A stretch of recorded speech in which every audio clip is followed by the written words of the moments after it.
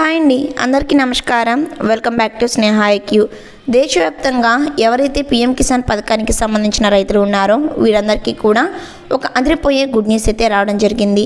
ఆ good news ఏంటంటే PM Kisan 19వ విడతకు సంబంధించిన 2,000 రూపాయలు అనేది జమ చేసే తేదీని అయితే ఫిక్స్ చేయడం జరిగింది. మరి ఏ తేదీన ఈ యొక్క అమౌంట్ అనేది అర్హులైనటువంటి రైతుల ఖాతాల్లో జమ చేస్తారు అనే వాటి గురించి పూర్తి సమాచారం మనం ఈ వీడియోలో తెలుసుకుందాం.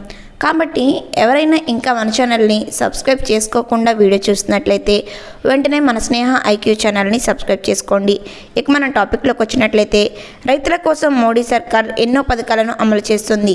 కేంద్రం అమలు చేసిన పథకాల్లో పీఎం కిసాన్ స్కీమ్ కూడా ఒకటి. ఈ స్కీమ్లో రైతులకు ఏడాదికి 6,000 రూపాయల చొప్పున అందిస్తుంది. అది కూడా ఒకేసారి కాకుండా 3 విడతల్లో రైతుల ఖాతాల్లో జమ చేస్తుంది. ఇప్పుడు 19వ విడత రావాల్సి ఉంది. ప్రభుత్వం రైతులకు ఏటా 6,000 రూపాయల ఆర్థిక సహాయం అందజేస్తుంది.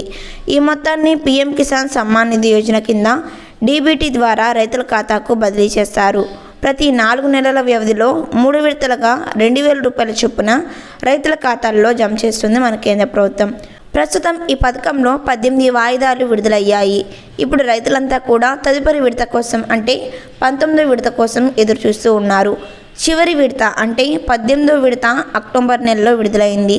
దీని ప్రకారం చూసుకుంటే తదుపరి విడత అంటే 19వ విడత గడువు ఈ యొక్క ఫిబ్రవరి నెలలోనే ఉంది. అందువల్ల ఈ ఫిబ్రవరి నెలలోనే 19వ తేదీన విడుదల కావచ్చని భావిస్తున్నారు. గత సంవత్సరం 16వ విడత ఫిబ్రవరి 28న విడుదలైంది కాబట్టి 19వ విడత కూడా అదే తేదీన విడుదల కావచ్చని తెలుస్తుంది. అయితే అధికారికంగా ఇంకా ఎలాంటి సమాచారం అయితే వెల్లడి కాలేదు. 19వ విడత 4 నెలల వ్యవధిలో ఫిబ్రవరిలో పూర్తవుతుంది. ప్రభుత్వం ఉద్యోగం లేని, ఆదాయ పన్ను చెల్లించని రైతులు మాత్రమే ఈ యొక్క పథకాన్ని సద్వినియోగం చేసుకోవచ్చు. ఈ పథకం అన్ని రాష్ట్రాలు, కేంద్ర పాలిత ప్రాంతాల్లో వర్తిస్తుంది. నిబంధనల ప్రకారం కుటుంబంలో ఒక సభ్యుడు మాత్రమే పథకం ప్రయోజనం పొందవచ్చు. ఇతర సభ్యులను ఈ పథకం ప్రయోజనం అందించబడదు. అది కాకుండా ఈకేవైసీ ప్రక్రియ అనేది పూర్తి చేయని రైతులకు కూడా ఈ యొక్క పీఎం కిసాన్ పథకానికి సంబంధించిన అమౌంట్ అనేది రైతుల ఖాతాల్లో జమ కావు.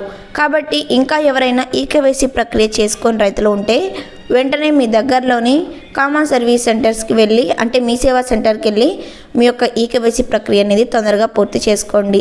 ఇలాంటి ఇన్ఫర్మేషన్ వీడియోస్ కోసం వెంటనే మన స్నేహ ఐక్యూ ఛానల్ని సబ్స్క్రైబ్ చేసుకోండి. ఈ వీడియో మీద మీ అభిప్రాయం తప్పకుండా కామెంట్ చేయండి. వీడియో నచ్చితే తప్పకుండా లైక్ చేయండి. Thanks for watching.